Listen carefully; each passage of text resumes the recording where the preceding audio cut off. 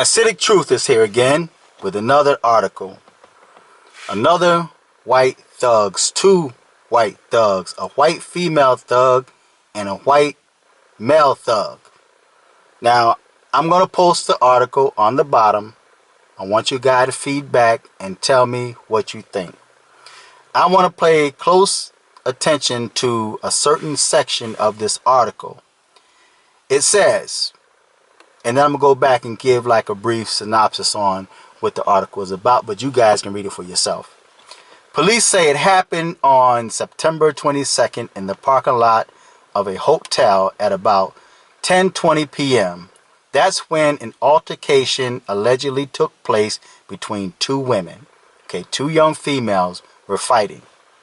Police say at some point one of the women, identified as 26-year-old Christine Mattis from Mexico, pulled out a knife and stabbed the other woman multiple times.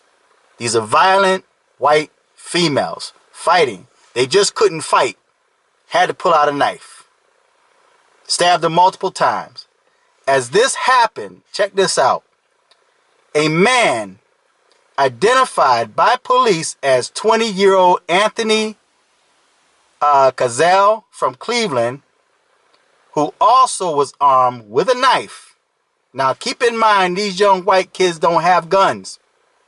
But you do have situations where they do have guns and they do rob people. They're stick-up kids. But the media doesn't talk about them that much. And if they do, it's kind of brushed under the rug real quick. But, which happens to be armed with a knife, stood by, and check this out, prevented others from helping the woman who had been stabbed. So, this was like attempted murder. See, he was accessory to this crime because it started out these two females were fighting. One pulled out a knife and decided to stab this other one up multiple times. But then the white dude that was also armed with a knife stood by and prevented people from helping this other white female from getting help. They didn't want them to help her.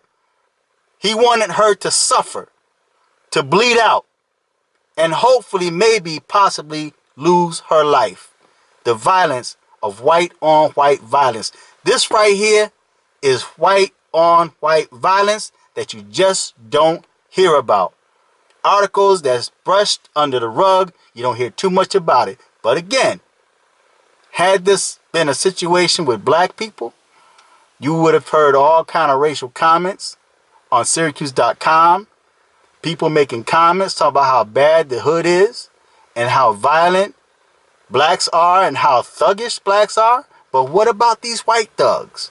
These young white thugs that are so violent to the point where he prevented this woman from getting help. So check out the article. I'm going to put the link right on the bottom. Feedback, tell me what you think. Until next time. Acidic Truth.